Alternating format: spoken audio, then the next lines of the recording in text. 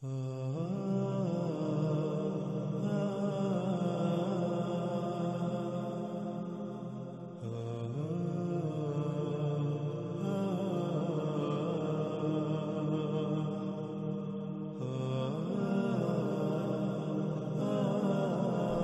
وقت ناظرین سکرین پر آپ کو دو روایات نظر آ رہی ہیں. ہم ان دونوں روایات پر اکٹھے ہی بات کریں گے. سب سے پہلے ہم ان روایات میں استعمال ہونے والے الفاظ کو جان لیتے ہیں. ان میں پہلا لفظ ہے دابا، اور جس کے معنی ہم پیچھے کئی مرتبہ بیان کر چکے ہیں اور واضح کر چکے ہیں. دابا دابا کہتے ہیں حرکت کرنے والی مخلوقات کو، وہ جو تیر کر، رینگ کر، چل کر یا اڑ کر حرکت کرتی ہیں. اگلا لفظ ہے ذات، جس کے معنی ہے بذات خود، اپنے آپ میں، جس سے بنایا یا جس سے وجود میں آیا. اگلا لفظ ہے مؤلفہ، جس کے معنی ہے مختلف اشیاء یا پرزہ جات وغیرہ کا مرکب، مختلف پرزہ جات یا مواد کا بنا ہوا اور لکھا ہوا. اگلا لفظ ہے زغب، جس کے معنی روئی، اون اور اس طرح کا وہ تمام نرم مواد جس سے صوفے، بیڈ، بستر، کمبل وغیرہ بنائے جاتے ہیں. اور جیسے مختلف جانوروں کے جسم پر ایسے بال ہوتے ہیں جو اون کی طرح ہوتے ہیں، یا درختوں اور پودوں پر ایسا مواد اگتا ہے جو روئی کی طرح ہوتا ہے، یا پرندوں کے جو پنکھ ہوتے ہیں. اگلا لفظ ہے ناظرین ریش، جس کے معنی ہے کرسیاں، صوفے وغیرہ. جیسے انسان کے جسم پر لباس ہوتا ہے، اس طرح کسی بھی شے کا اس مواد سے ڈھکا ہونا، طے چڑھا ہوا ہونا، جس مواد سے بال یا پرندوں کے پنکھ وغیرہ وجود میں آتے ہیں. آج اس مواد کو پینٹ کا نام دیا جاتا ہے. جب اس پینٹ کو کسی بھی شے پر کیا جاتا ہے تو باریک سی پلاسٹک کی طرح کی تہ وجود میں آ جاتی ہے، جیسے آج گاڑیوں، جہازوں وغیرہ پر پینٹ کیا جاتا ہے. اور کپڑے یہ ایسے مواد سے ڈھکے ہونا. اگلا لفظ ہے لون، جس کے معنی ہے رنگ. اگلا لفظ ہے وبر، جس کے معنی ہے ہر طرف سے یا بہت زیادہ یا زیادہ تر حصہ اس مواد سے ڈھکا ہونا، تہ چڑھا ہوا ہونا، جس مواد سے بال یا پرندوں کے پنکھ وجود میں آتے ہیں. آج اس مواد کو پینٹ کا نام دیا جاتا ہے. جب کسی شے پر پینٹ کیا جاتا ہے تو باریک سی پلاسٹک کی طرح کی تہ وجود میں آ جاتی ہے، جیسے گاڑیوں، جہازوں وغیرہ پر جو پینٹ کیا جاتا ہے. اب آتے ہیں ناظرین ان روایات کی طرف. رسول اللہ علیہ السلام نے کہا دابا مختلف اشیاء، مختلف مواد اور مختلف پرزہ جات کا مرکب ہوگا. وہ لکھا ہوا بھی ہوگا، وہ اپنے آپ میں ہوگا، یعنی وہ جس مواد سے بنا ہوگا وہ نرم ملائم مواد ہوگا. اس میں کرسیاں اور صوفے وغیرہ کی طرح سیٹیں ہوں گی، اور ان میں یعنی ان حرکت کرنے والی مخلوقات جو تیر کر، رینگ کر، چل کر اور اڑ کر حرکت کریں گی، تمام کے تمام رنگوں سے ہوں گی. یعنی دابا تمام کے تمام رنگوں سے ہوگا، ہر رنگ کا دابا ہوگا.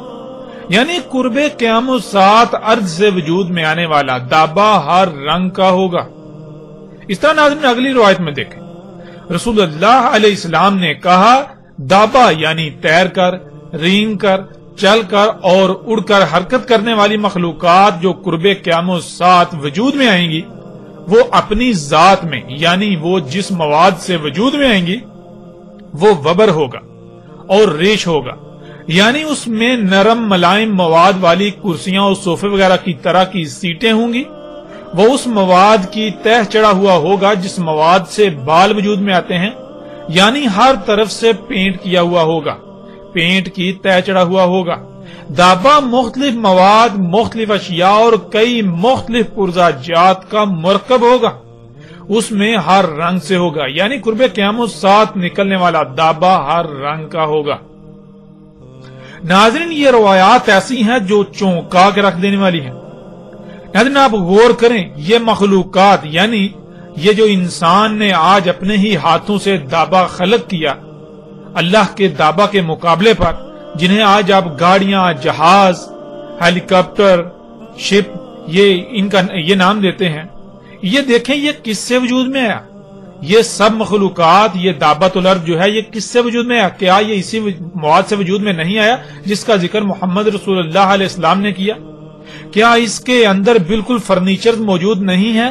اس کے اندر صوفے کی طرح کی کرسیاں اور سیٹیں موجود نہیں ہیں، نرم ملائم؟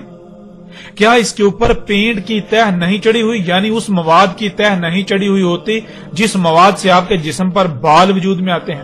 ذرا غور کریں، آپ کے جسم پر جو بال ہیں وہ کیا ہیں، وہ کس مواد سے وجود میں آئے؟ آپ کے جسم پر موجود بال تو بنیادی طور پر فلیکسیبل پلاسٹک ہے جسے آپ نائلون کہتے ہیں، اور پینٹ کیا ہوتا ہے؟ پینٹ بھی تو پلاسٹک ہے۔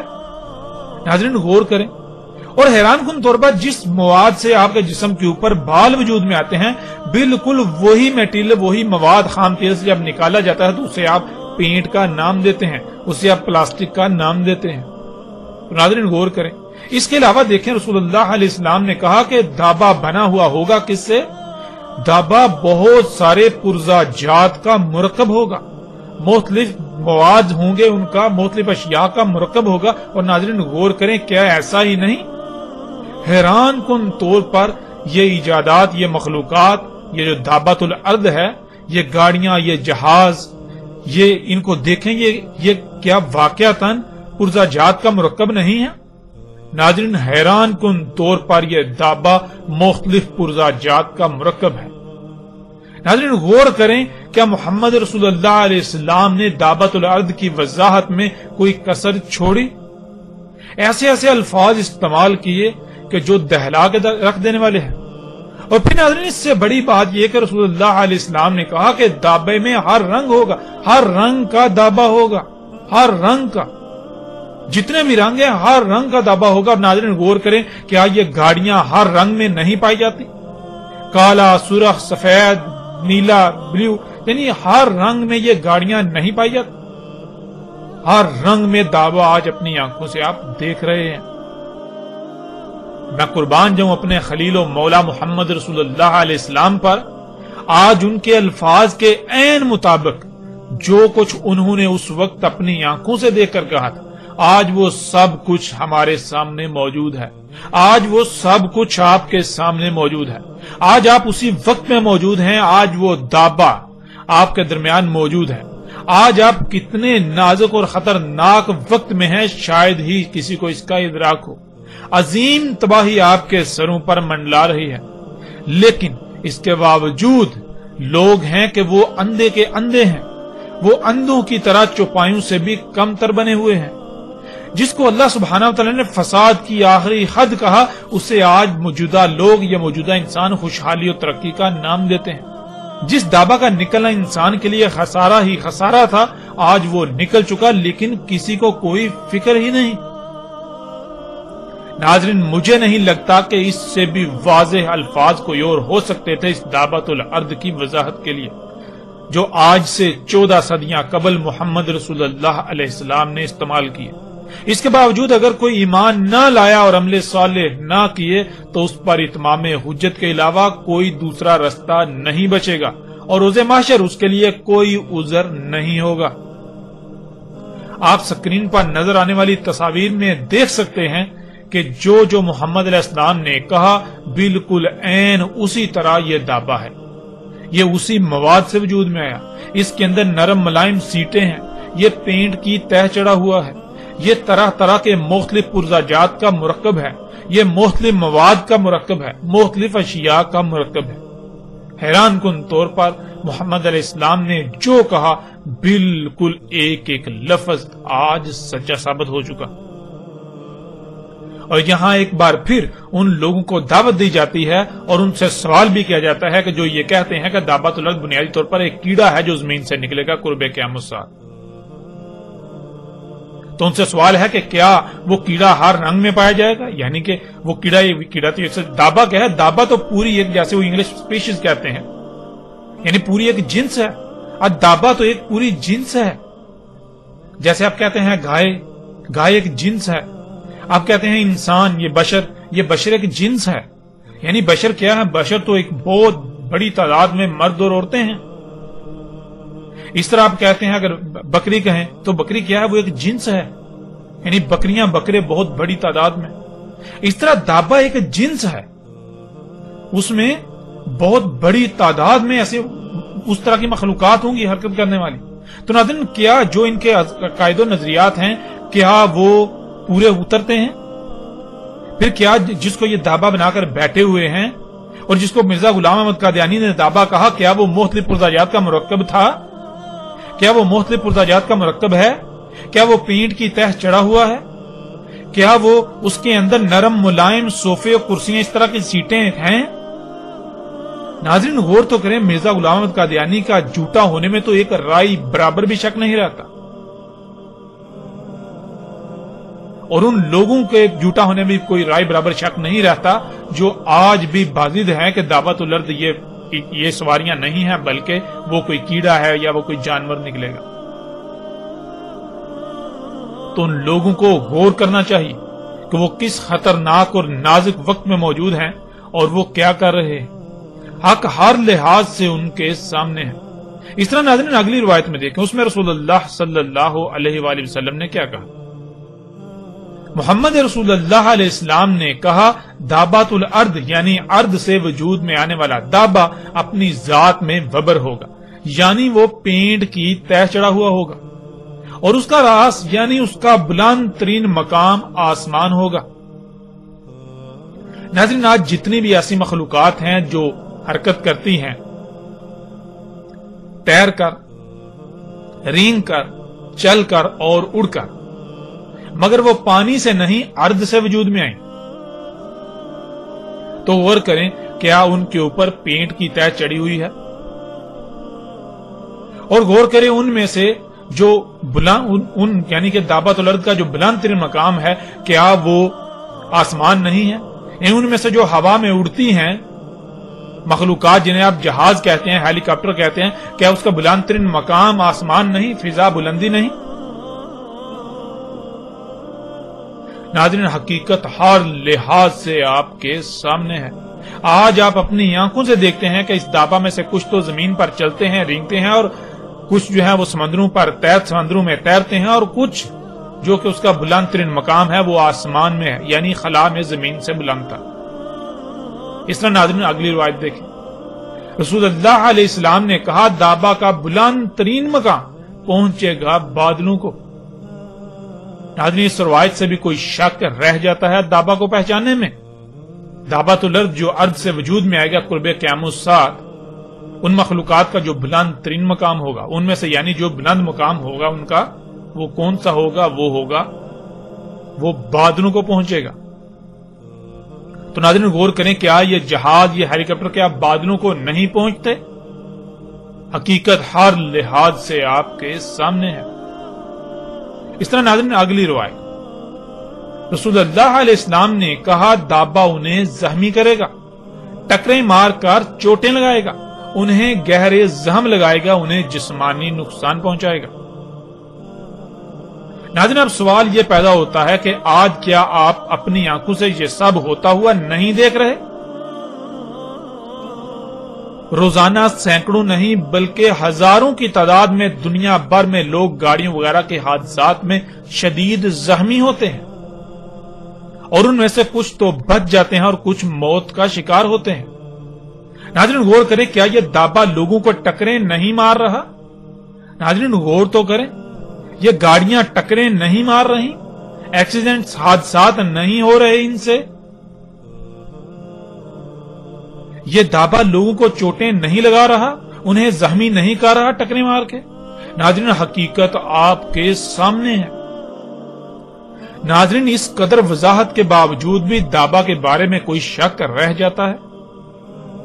ذرا غور تو کریں، ایک طرف اللہ سبحانہ و تعالیٰ ایک انسان کا قتل پوری انسانیت کے قتل کے برابر قرار دیتے ہیں، تو وہیں دوسری طرف انسان کا خلق کردہ دابا یعنی یہ تیر کر، رینگ کر، چل کر اور اڑ کر حرکت کرنے والی مخلوقات سالانہ لاکھوں انسانوں کے قتل کا سبب بنتی ہیں۔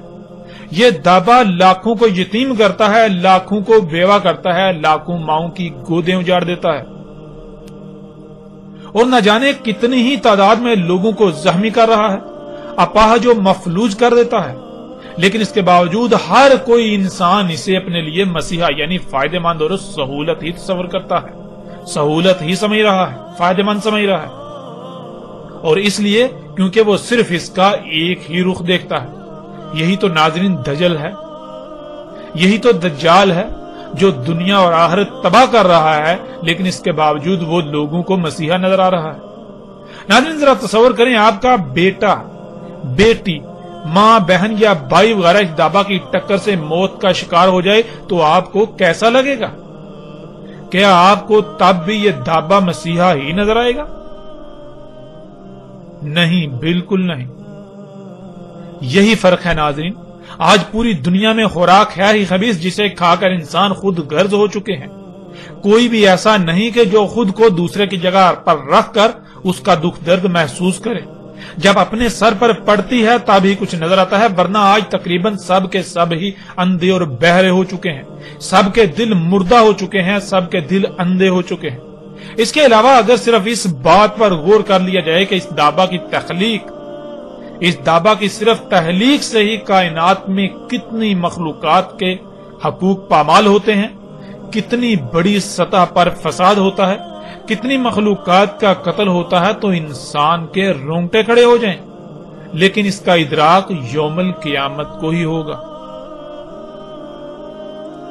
آج بے شک آپ اپنی آنکھیں بند رکھیں، عنقریب بہت جلد آپ حقیقت خود تسلیم کریں گے، لیکن تب آپ کو تسلیم کرنا کوئی فائدہ نہیں دے گا۔ اس طرح ناظرین بڑھتے ہیں اگلی روایت کی طرف۔ رسول اللہ علیہ السلام نے کہا اس میں کچھ شک نہیں، دابا ہوگا، اس میں ہر رنگ کا دابا ہوگا۔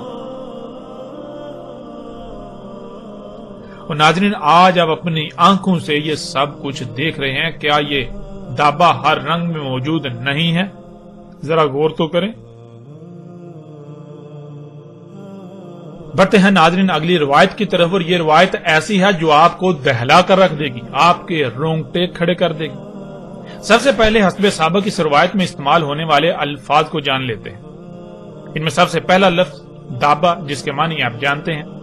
پھر اگلا لفظ ہے حیط، جس کے معنی ہے محاصرہ، گھیراؤ، حصار یا ایسی جگہ جو ہر طرف سے بند ہو، جس سے باہر نکلنا ممکن نہ ہو سوائے اس کے دروازے سے، اگر دروازہ موجود ہو تو، ورنہ اسی کے اندر رہنا ہو۔ اگلا لفظ ہے صد۔ صد ناظرین کہتے ہیں مادی یا غیر مادی رکاوٹ کو۔ غیر مادی رکاوٹ کے معنی مادی پر غالب ہیں۔ اگلا لفظ ہے ابواب، جو کہ باب کی جمع ہے، اور باب کہتے ہیں داخل ہونے اور باہر نکلنے کے رستے کو، دخول اور خروج کے مقامات کو۔ پھر اگلا لفظ ہے طرح، جس کے معنی ہے شے بنا کر اسے لانچ کرنا، یعنی شے بنا کر اسے متحرک کرنا، شے خلق کر کے اسے کہیں چھوڑ دینا یا آپریٹ کرنا۔ اگلا لفظ ہے وحش، جس کے معنی ہے ایسی عجیب الخلقت مخلوق جو موجود نہ ہو تو تصوراتی مخلوق، اور اگر موجود ہو تو بہت زیادہ مشہور و معروف مخلوق، ایسی مخلوق جو بے قابو اور ہر طرف سے نقصان پہنچائے، ایسی مخلوق جو جہاں موجود ہو اس کو اتنا فساد زدہ کر دے کہ وہ شاید تباہ ہو جائے، ایسی مخلوق جو بے قابو ہو کر ہر طرف کے در و دیوار توڑ دے، انہیں کھوکھلا کر دے، ایسی مخلوق جو عیب دار ہو، ایسی مخلوق جو قوت و زور ہر طرح کی صلاحیتوں میں بڑھ کر ہو، ایسی مخلوق جو اپنے وزن اور حجم کے اعتبار سے بہت لمبی چوڑی اونچی یا بڑی ہو، عجیب الخلقت مخلوق جو خلاف قانون خلق کی جائے، ایسی مخلوق جو انتہائی پرخطر یعنی خطرے سے بری ہوئی ہو، ایسی مخلوق جس کے سامنے اس سے پہلے موجود مخلوقات طاقت زور صلاحیتوں سمیت ہر لحاظ سے بہت کم اور بے بس ہو جائیں، ایسی مخلوق جو جہاں موجود ہو وہاں موجود مخلوقات میں سے طاقتور ترین مخلوقات پر بھی غالب آ جائے، ایسی مخلوق جس کے سامنے شیر صفت بھی چوہے سے کم تر نظر آئے۔ ناظرین لفظ وحش کے یہ چند معنی ہیں جو غالب ترین معنی ہیں، ان کے علاوہ لفظ وحش کے معنی بہت وسیع ہیں، لیکن ہم نے کوشش کی کہ جو معنی غالب ترین ہیں، جو باقی معنوں کا احاطہ کریں، وہی بیان کیے جائیں۔ اگلا لفظ آ جاتا ہے اسد، جس کے معنی ہے جس کا باقی سب پر روب اور دبدبا ہو، جسے باقیوں پر قدرت و اختیار دیا جائے، جو اس کے قانون کی خلاف ورزی کرے اسے دبوچ لے۔ یہ سب صفات جنگل کے جانوروں میں سے شیر میں پائی جاتی ہیں، اسی وجہ سے شیر کو عربی میں اسد کہا جاتا ہے، کیونکہ شیر کے سامنے جنگل کے تمام جانور دب کے رہتے ہیں. شیر کو سب پر قدرت و اختیار حاصل ہوتا ہے. اس وجہ سے شیر کو عربی میں اسد کہا جاتا ہے. اگلا لفظ ہے ارتعد، جس کے معنی ہے کانپنا، تھرتھرانا، ہلنا، کپ کپی وغیرہ.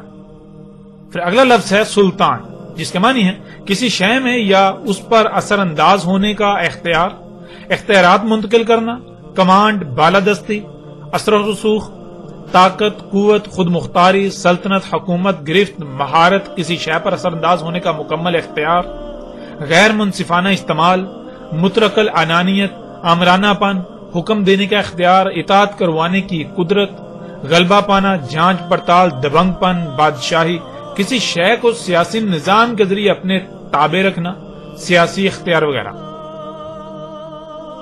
اب ناظرین آتے ہیں اس روایت کی طرف.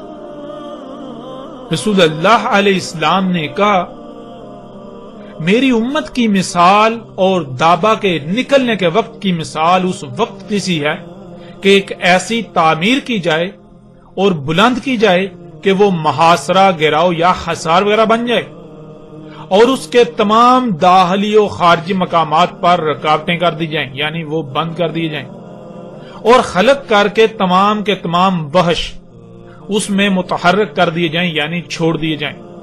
پھر لایا جائے ایک شیر یعنی ایک اسد، جسے پس چھوڑ دیا جائے ان کے درمیان، پس وہ حصار، تھر تھرانا، کانپنا شروع کر دے، جہاں سے اسے کھوکھلا کر دیا گیا گرنا شروع کر دے اس شیر پر ہر جانب سے.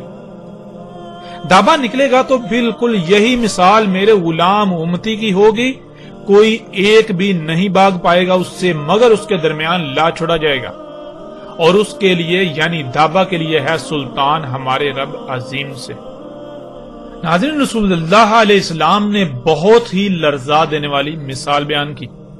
اس مثال کو سامنے رکھتے ہوئے اگر آج آپ اپنے ارد گرد غور و فکر کریں تو آپ کو رسول اللہ علیہ السلام کی اس مثال میں چھپے وقت کی نشاندہی بخوبی ہو جاتی ہے کہ آج آپ اسی وقت میں موجود ہیں.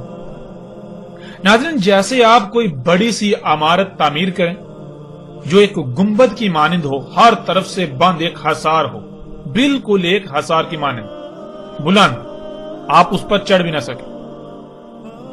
پھر ایسا کریں اس میں کچھ ایسے وحشیوں کو چھوڑ دیں جو بے قابو ہوں اور ہر طرف ٹکریں مارنا شروع کر دیں، ہر طرف تباہی پھیلا دیں.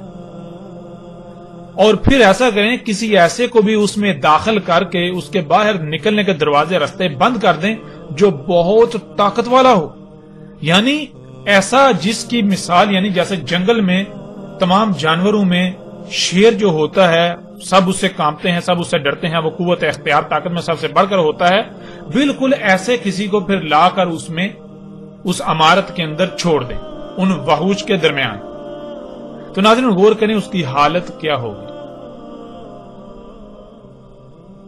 اس حصار میں وہ ان وحشیوں کے سامنے بے بس نظر آئے گا اور وحشی ٹکریں مار مار کر اس عمارت کو کھوکھلا کر دیں گے، اور وہ عمارت لرز اٹھے گی، کانپنا شروع کر دے گی. تو کھوکھلے پن کی وجہ سے وہ عمارت ہر طرف سے گرنا شروع کر دے گی اس شیر پر، اس طاقتور پر، جو کہ ایک چوہے کی طرح اس کی حیثیت و اہمیت ہوگی، ایسے جیسے کہ اینٹوں کی بارش ہوتی ہے اور اس کے لیے کوئی بھی جائے پناہ نہیں ہوگی، جسے اس حصار میں ان وحشیوں کے درمیان لا چھوڑا گیا تھا.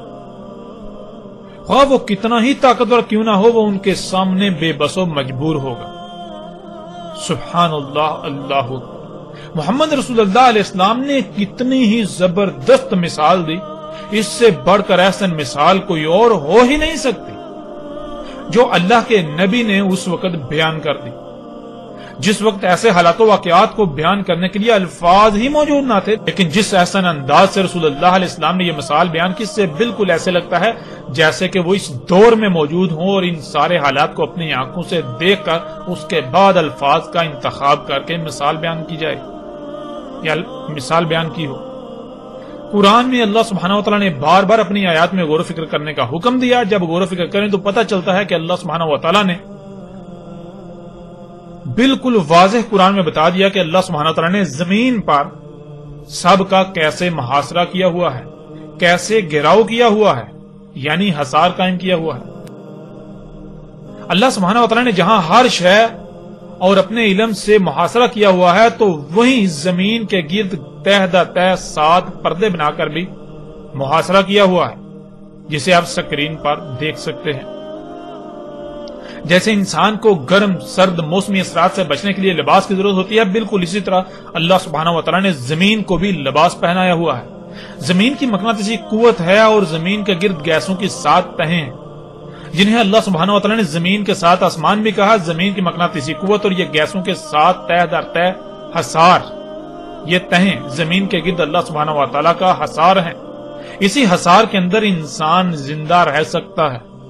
اس حصار کے اندر اللہ سبحانہ وتعالی نے انسان کو خلق کیا، اس سے پہلے اس کے داخلی و خارجی رستے بند کر دیے۔ یعنی ناظرین، اس مثال میں جس عمارت کا محمد رسول اللہ علیہ السلام نے ذکر کیا وہ عمارت یہی ہے، اللہ کی یہ عمارت، یہ جو اللہ نے تعمیر کی، یہ زمین اور اس کے گرد گیسوں کے جو حصار قائم کر دیا، گیسوں کا، زمین کے گرد گیسوں پر مشتمل یہ 7 تہیں ہر لحاظ سے اللہ سبحانہ وتعالی کا زمین کے گرد حصار ہے۔ یہی گیسوں کی تہیں سورج کی نقصان دہ شعاؤں کو زمین پر آنے سے روکتی ہیں۔ اگر وہ براہ راست زمین پر آ جائیں تو زمین پر زندگی کا تصور ختم ہو جاتا ہے۔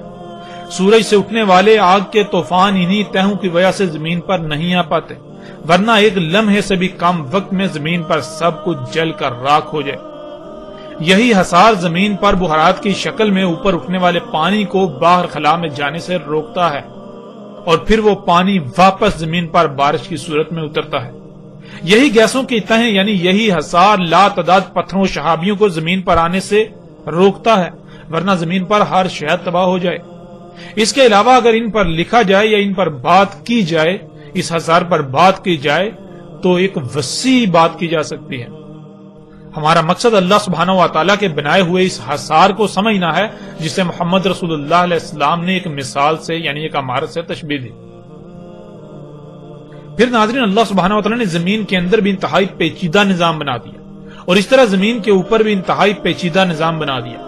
اللہ سبحانہ وتعالی نے تمام مخلوقات کو خلق کر کے جس مقصد کے لیے خلق کیا، انہیں ان کے مقامات پر رکھ کر اس مقصد کو پورا کرنے پر لگا دیا۔ اگر کوئی بھی مخلوق اپنے مقام سے ہٹ جائے گی تو پھر زمین کا توازن برقرار نہیں رہے گا، پھر زمین پر بھی ہر طرف سے اسی طرح تباہی آئیں گی جیسے مثال میں اس حصار کا بیان کیا گیا۔ پیچھے ناظرین وحش کے معنی بیان کیے جا چکے ہیں۔ جب الوحش نے اللہ سبحانہ وتعالی کے خلق کیے ہوئے اس حصار میں ہر طرف فساد و تباہی برپا کرنا تھی، اس کو رسول اللہ علیہ السلام نے دابا کہا، دابات الارض کہا۔ وحش یعنی وہ کون سی ایسی عجیب الخلقت مخلوقات ہیں جو پہلے موجود نہیں تھیں اور اب موجود ہیں، یا پھر ابھی بھی موجود نہیں، اور ایسی مخلوقات جن کے سامنے رسول اللہ علیہ السلام کے غلام امتی بے بس ہو جائیں گے، جو اللہ سبحانہ وتعالی کی بنائی ہوئی عمارت یعنی اس زمین کو اتنا کھوکھلا کر دیں گے جس سے یہ لرزے گی، کانپے گی، یعنی زلزلے آئیں گے، ہر طرف سے اس پر تباہیاں آئیں گی، اللہ کی تمام مخلوقات میں خرابیاں اور تباہیاں ظاہر ہوں گی۔ کیا یہ سب آج نہیں ہو رہا؟ ناظرین غور تو کریں، آج کوئی ایک بھی شے ایسی نہیں جو فطرت پر ہو۔ لا تعداد بیماریاں، زلزلے، طوفان، آندیاں، سیلاب، موسموں میں غیر معمولی تغیر تبدل، سمندری مخلوقات کا لا تعداد قتل عام، بے وقت بارشیں، سانس لینے کے لیے آکسیجن بھی خالص نہیں، نہ کھانے کو، نہ پینے کو، نہ رہنے کو، حتیٰ کہ اللہ کی کوئی ایک بھی خلق زمین پر خالص نہیں رہی، خرابیوں سے پاک نہیں رہی۔ اور ایسی حالت میں اللہ کے غلاموں کی بالکل وہی کیفیت ہے جو کیفیت اس شیر کی جو اس حصار میں تھا، اور ہر طرف سے عمارت اس پر گر رہی ہے۔ ناظرین اللہ سبحانہ وتعالی کے نبی محمد رسول اللہ علیہ السلام نے کہا کہ یہ سب تب ہوگا جب دابا خلق کر کے نکالا جائے گا۔ اس دابا کا خالق اللہ نہیں بلکہ خود انسان ہوگا۔ اللہ سبحان ہے، وہ ایسا دابا خلق نہیں کرتا جو اللہ کے قانون کے ہی خلاف کام کرے، سوائے اس کے کہ جسے اختیار دیا، اور وہ نافرمان ہو گیا یعنی انسان۔ یہ دابا ظلم کرنے والا ہے، اللہ کی تمام مخلوقات کے مقامات میں کمی کرنے والا ہے۔ اللہ سبحانہ وتعالی قرآن میں بار بار کہتے ہیں کہ اللہ انسانوں پر ظلم نہیں کرتا مگر انسان خود ہی اپنے آپ پر ظلم کرتے ہیں، اور اللہ سبحانہ وتعالی یہ بھی کہتا ہے کہ اللہ عالمین کے لیے ظلم نہیں چاہتا، اور دنیا میں جو بھی ہلاکت و تباہی آتی ہے وہ انسانوں کے ہی کیے ہوئے ظلم کی وجہ سے آتی ہے۔ ظلم کرنے سے فساد ہوتا ہے اور فساد تباہی کا باعث بنتا ہے. اور قرآن میں ایسی درجنوں آیات ہیں جن میں اللہ سبحانہ وتعالی نے یہ کہا کہ اللہ ظلم نہیں کرتا، اللہ ظلم نہیں چاہتا، لیکن یہ انسان خود ہی ہیں جو ظلم کرتے ہیں. یہ جو تباہیاں آتی ہیں یہ کس وجہ سے آتی ہیں؟ یہ فساد، یہ تباہیاں کس وجہ سے؟ یہ انسانوں کے اپنے اعمال، اپنے کرتوتوں کی وجہ سے، جیسا کہ چند آیات کو آپ سکرین پر دیکھ رہے ہیں.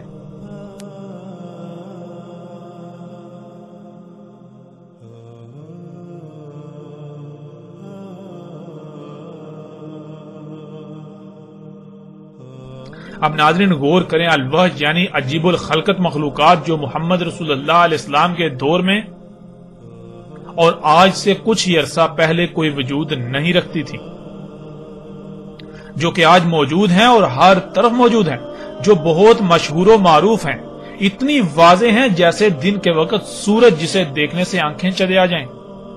یعنی سورج اتنا واضح ہوتا ہے لیکن وہ دیکھنا بہت مشکل ہو جاتا ہے. آج بالکل اسی طرح وہ الوحش دندناتے پھر رہے ہیں لیکن کسی کو بھی نظر نہیں آ رہے، اور اللہ کی زمین پر ہر شے میں تباہی مچا رہے ہیں. ہر شے کو کھوکھلا کریں، زمین کو کھوکھلا کریں، اللہ کی عمارت کو عیبدار کر رہے ہیں، کھوکھلا کر رہے ہیں. اور مومن اللہ کے غلام اس شیر کی طرح بے بس ہیں، بالکل بے بس. اور ناظرین سکرین پر نظر آنے والی تصاویر میں آپ دیکھ سکتے ہیں کہ اللہ کا دابا اللہ کا غلام اور اس کے مقابلے پر انسان کا دابا الوحش جو تباہی مچا رہا ہے، زمین کو کھوکھلا کر رہا ہے، جس سے پہاڑوں کو کاٹا جا رہا ہے، زمین کی مائننگ کی جا رہی ہے، پہاڑوں کی مائننگ کی جا رہی ہے، اسے کھوکھلا کیا جا رہا ہے، جس سے پھر زمین کا توازن بگڑ گیا. اس کی وجہ سے پھر زلزلے آ رہے ہیں، طرح طرح کی تباہیاں، طوفان، سونامی آ رہے ہیں، طرح طرح کی بیماریاں، اور کیا کچھ نہیں ہو رہا. اور مومن جو کہ اللہ کا غلام ہے، جس کی حیثیت یعنی کہ جو زمین پر اللہ کا مالک ہے، جو اللہ کا نائب ہے، وہ ان وحوش کے سامنے بالکل بے بس ہے، ان مخلوقات کے سامنے بالکل بے بس ہے. یہ مخلوقات زمین کو اس طرح کھوکھلا کر رہی ہیں کہ انہیں کوئی روکنے والا ہے ہی نہیں، جیسے کہ ان کو سلطان حاصل ہے، ان کو قدرت حاصل ہے، ان کو سلطنت حاصل ہے، انہیں کوئی روکنے والا نہیں. یعنی مومن ان کو چاہ کر بھی نہیں روک سکتا. ناظرین تصاویر میں نظر آنے والی مشینوں سمیت باقی آج جتنی بھی ایسی مشینیں ہیں جن میں ہر قسم کی گاڑیاں بھی ہیں، یہ تمام وہ وحوش ہیں جن کا نہ صرف قرآن میں بھی ذکر ہے بلکہ محمد رسول اللہ علیہ السلام نے ان کے بارے میں تفصیل سے آگاہ کر دیا تھا. اور رسول اللہ علیہ السلام کے الفاظ کے عین مطابق آج مومن دابا کے سامنے، ان وحوش کے سامنے بالکل بے بس ہیں.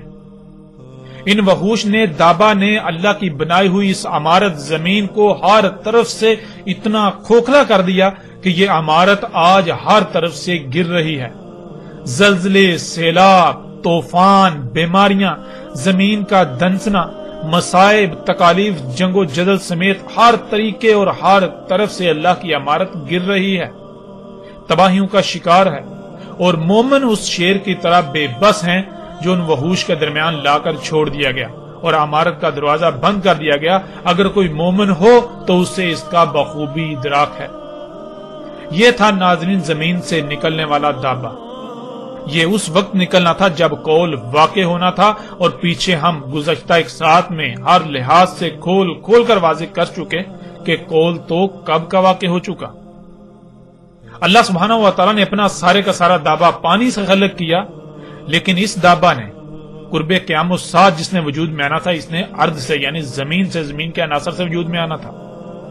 اور ناظرین اللہ کا دابا تو پہلے ہی موجود تھا، بعد میں وجود میں آنے والا دابا دابۃ الارض تھا جس نے بعد میں وجود میں آنا تھا. تو غور کریں کون سا دابا پہلے موجود تھا اور کون سا بعد میں وجود میں آیا. ہر لحاظ سے حق آپ کے سامنے ہے. اللہ سبحانہ تعالیٰ نے قرآن میں دابا کا نکلنا ساتھ کی آخری شرط دخان سے پہلے بتایا، اور محمد رسول اللہ علیہ السلام نے بھی کہا کہ جب دابا نکل آئے گا تب وقت ختم ہو جائے گا. آج جب دابا نکل چکا، جو کچھ اس نے کرنا تھا وہ کر چکا، تو سوال یہ پیدا ہوتا ہے کہ جن لوگوں کو ابھی بھی دجال نظر نہیں آیا تو کیا دجال دابا نکلنے کے بعد نکلنا تھا؟ ناظرین غور تو کریں، دجال تو دابا کے خروج سے پہلے نکلنا تھا. دابۃ الارض تو بذات خود دجال میں سے ہے، یہ دجال کا دابا ہونا تھا. تو غور کریں آج نہ صرف دابا نکل چکا بلکہ پوری دنیا میں دندناتا پھر رہا ہے. یہ وحش، یہ دابا جو الوحوش ہیں، یہ پوری زمین کو، اللہ کی سمارت کو ہر طرف سے کھوکھلا کر چکے ہیں۔ یہ سب کچھ ہو چکا تو کیا آج بھی آپ دجال کے انتظار میں ہیں؟ کس دجال کے انتظار میں ہیں؟ ناظرین غور تو کریں، آنکھیں کھولیں اس سے پہلے کہ دیر ہو جائے، اپنی آنکھیں کھولیں، غور کریں اس سے پہلے کہ وہ وقت آ جائے جب آپ کے پاس سوائے پچھتاوے کے کچھ نہ رہے۔ اور ان قریب جب وہ وقت آئے گا جو کہ بالکل سر پر ہے، تب آپ کی آنکھیں پھٹی کی پھٹی رہ جائیں گی۔ لہذا اس وقت ہے، غور کریں، اپنی آنکھیں کھولیں۔ یہاں پھر ان تمام لوگوں کو چیلنج ہے جو دعوت الارض کے بارے میں طرح طرح کے عقائد و نظریات بنا کر بیٹھے ہوئے ہیں۔ اگر وہ اپنے دعووں میں سچے ہیں، اپنے عقائد و نظریات میں سچے ہیں، تو اس حق کو غلط ثابت کر کے دکھائیں۔ اور قادیانیوں کو بھی کھلم کھلا چیلنج ہے کہ مرزا غلام احمد قادیانی اگر سچا تھا تو پھر اس کا دعویٰ جھوٹا نہیں ہو سکتا تھا، اور اگر اس کا دعویٰ جھوٹا ہو جاتا ہے، جو کہ آپ نے دیکھا مرزا غلام احمد قادیانی کا دعوت الارض کے بارے میں دعویٰ بالکل ہر لحاظ سے اس طرح جھوٹا، باطل، بے بنیاد ثابت ہو چکا کہ دنیا کی کوئی طاقت اس کا انکار نہیں کر سکتی۔ تو جب اس کا دعویٰ غلط ثابت ہو چکا تو پھر مرزا غلام احمد قادیانی مہدی تھا یا پھر دل پر تھا، گمراہ تھا؟ مرزا غلام احمد قادیانی رسول تھا یا پھر کذاب تھا؟ مرزا غلام احمد قادیانی کذاب تھا۔ مرزا غلام احمد قادیانی مثل مسیح تھا یا پھر بذات خود ایک دجال تھا؟ حقیقت آپ کے سامنے ہے، مرزا غلام احمد قادیانی بذات خود ایک دجال تھا، جو انسانوں میں سے جن دجالون کذابون نے آنا تھا۔ اور قادیانی کو ہم پھر کہتے ہیں کہ اس قدر حق واضح ہونے کے باوجود اگر آپ لوگ حق کو تسلیم نہیں کرتے، اپنی آنکھیں بند کیے ہوئے رہتے ہو، تو پھر جان لو دنیا میں جتنے بھی مشرک ہیں ان میں سے سب سے بڑھ کر مشرک تمہارے علاوہ اور کوئی نہیں ہو سکتا۔ آپ وہ لوگ تھے جو حق کے دعوے دار تھے۔ آپ دن رات چیختے ہیں، چلاتے ہیں کہ ہم اہل حق ہیں، ہم اہل حق ہیں، تو آپ کی تو بنیادیں ہی ہل چکی، آپ کی بنیادیں ہی اکھڑ چکی۔